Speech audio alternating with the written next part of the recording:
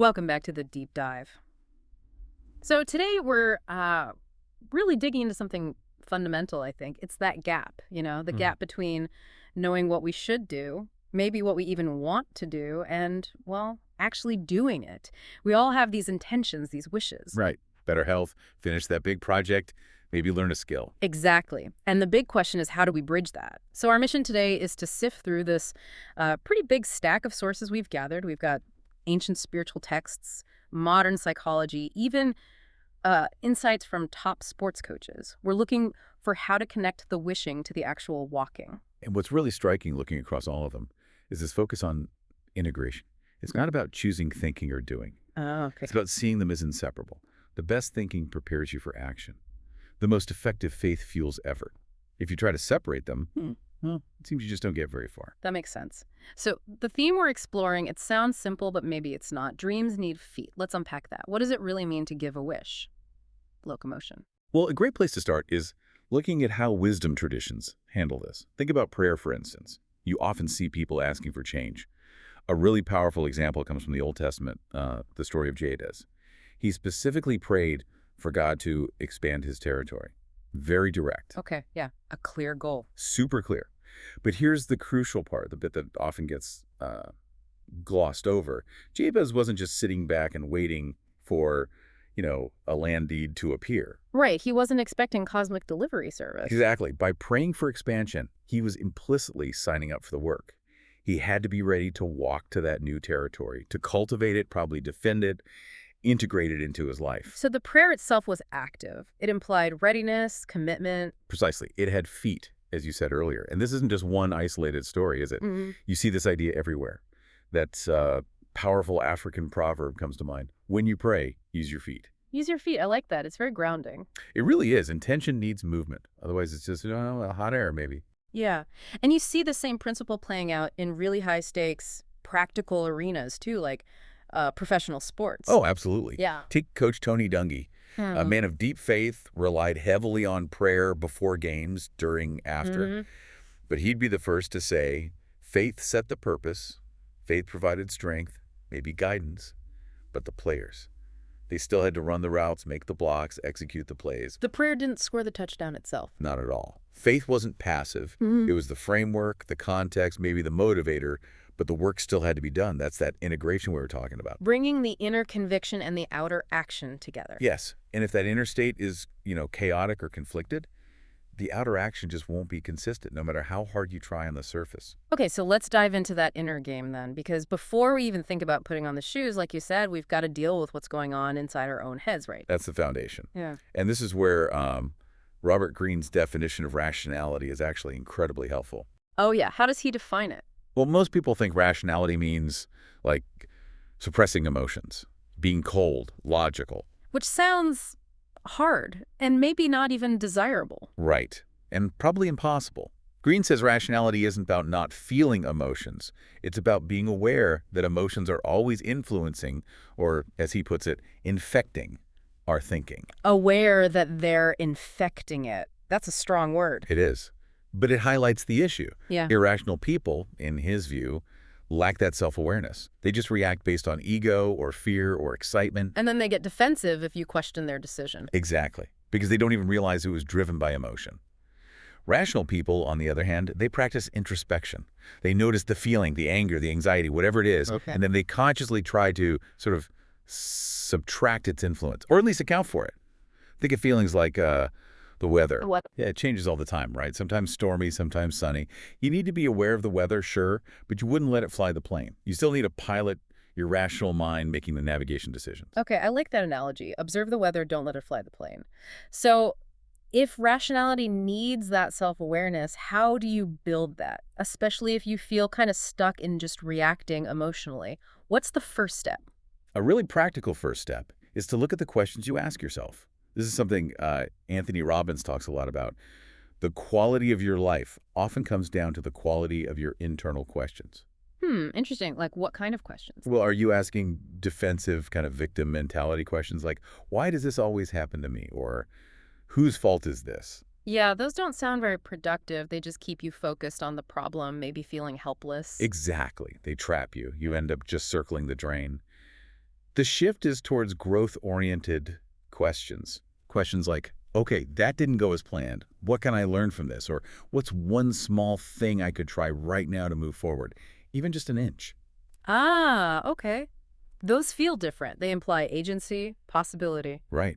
They generate actionable answers, they create feedback loops, and that's really the only way to build wisdom, isn't it?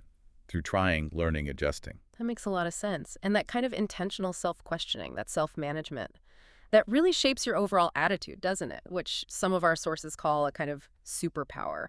It really is foundational. It leads to that quote, "The only disability in life is a bad attitude."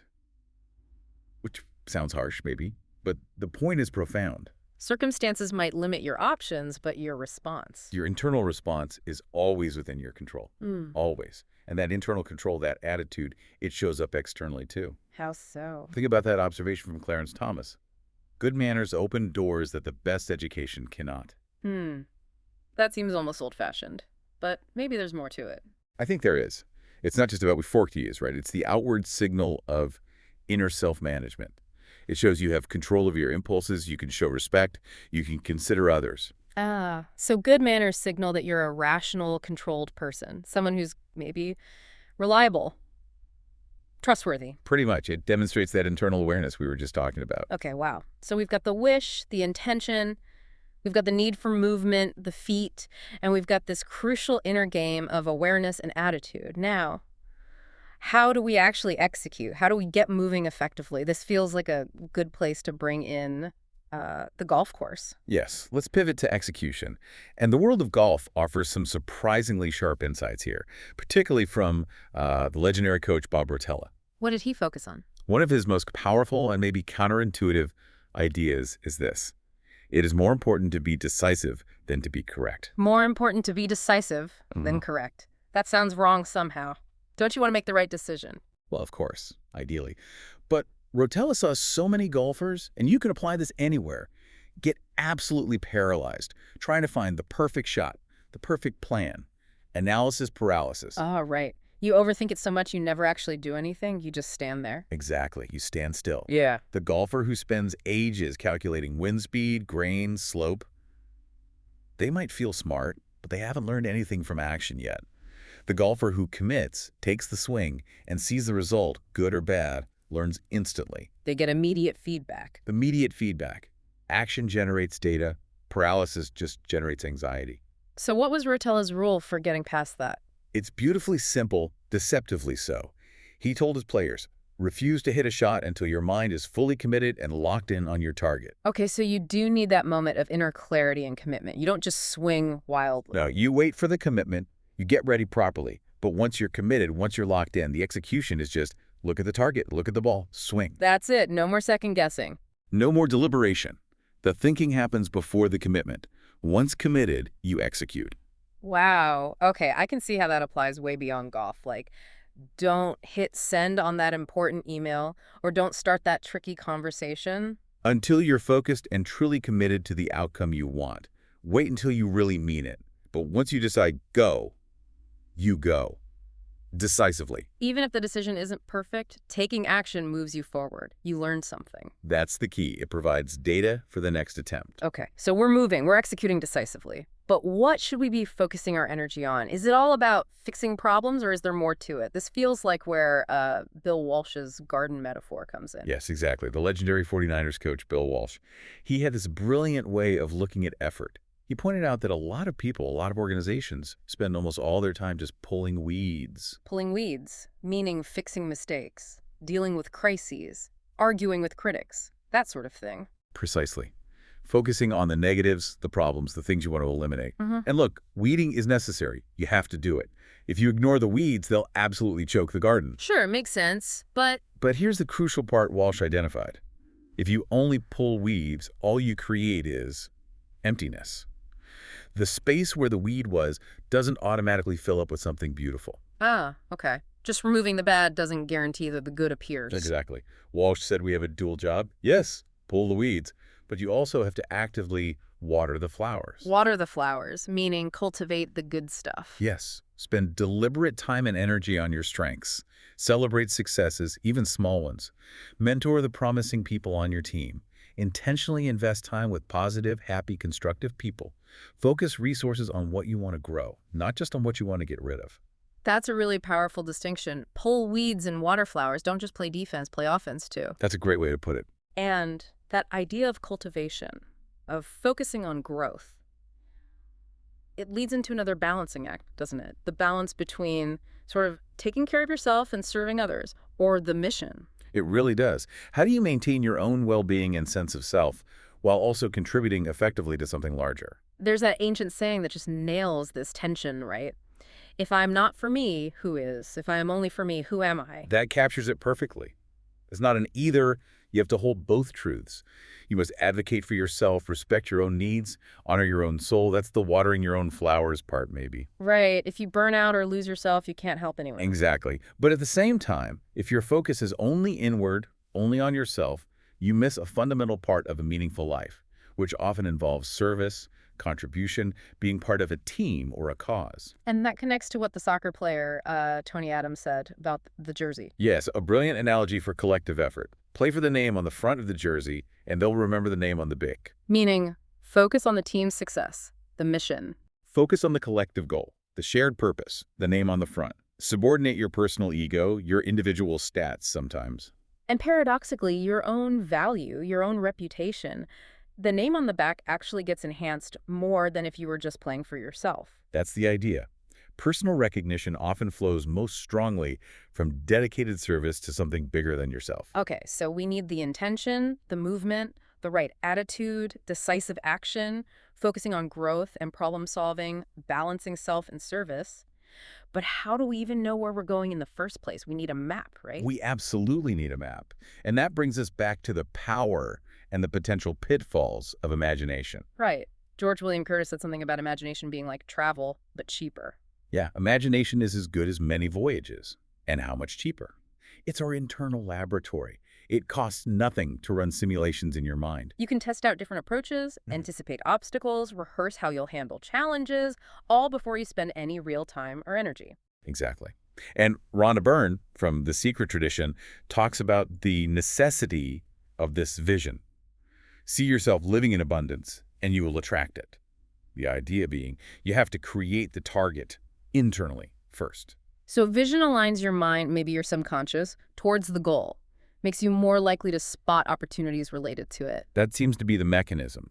Vision has to come before effective movement. It provides the why and the where. Okay, and this feels like a really important, but for anyone listening and trying to apply this, there's a caution here, isn't there? A huge caution. Imagination is the MAP, not the tree P. Right. You can have the most beautiful, detailed map of, say, Spanish fluency. Yep. You can picture yourself chatting away. But if you never actually open the textbook, practice speaking, listen to the language, Yeah. you're just daydreaming. You haven't taken the trip. You can imagine your room being perfectly clean. But you still got to pick up the socks. Imagination plus action. That's the formula that runs through all these sources. It's not just wishing. It's not just visualizing. It's both. And then adding the work. Like Thomas Buxton said, success comes from, what was it? Ordinary talent. Ordinary talent and extraordinary perseverance. Yeah. The perseverance is the action part, the walking. Okay, so if we pull all these threads together, the ancient wisdom, the psychology, the coaching insights, we really do get a kind of blueprint for this integrated life, don't we? I think we do. We can actually distill it down into a pretty actionable set of principles, combining everything we've touched on. Let's try. What would that list look like? Okay, first, wish and walk. Pair intention with movement. Prayer needs feet. Second, feel and think. Acknowledge emotions, but let rationality guide the response. Awareness over impulse. Third, choose good attitudes. Your mindset is controllable and critical. It's your superpower. Fourth, get ready, then go. Commit fully, then act decisively. Don't get stuck in analysis paralysis. Fifth, pull weeds and water flowers. Fix problems, yes, but actively cultivate the good things too. Sixth, care for you and others. Balance self-respect and personal needs with service and contribution. The front and back of the jersey idea. Seventh, imagine, then move. Use vision as the map, but take the trip with action. And maybe eighth, appreciate yourself, honor your own soul. Recognizing your own worth actually frees you up to serve authentically. That's a fantastic summary. Wish and walk, feel and think, choose attitude, get ready, then go, weeds and flowers, you and others, imagine, then move, appreciate yourself. Wow. And maybe one final thought to leave people with. something provocative. It connects back to recognition and action. There's this idea, be on alert to recognize your prime at whatever time of your life it may occur. Meaning that peak moment for courage, for creativity, for connection, it might not announce itself with trumpets. Right. It might just look Like, like yeah. Tuesday. An ordinary opportunity, a quiet conversation, a small challenge. It could be right now. And that leads to the crucial question, doesn't it? If you've done all this internal work we've talked about, the self-awareness, the intention setting, the readiness, If you're standing there, shoes metaphorically on. how do you make sure you don't miss that prime moment, that opportunity to act on your integrated self, Yeah. just because it's disguised as something ordinary? That's the challenge, isn't it? Staying alert, staying ready to step forward when the moment arrives, no matter how mundane it looks. Because it might be the moment. So clarity gained, map drawn, intention set. I guess the only thing left is put on your actual shoes and start walking. The question for everyone listening is, where will you walk today?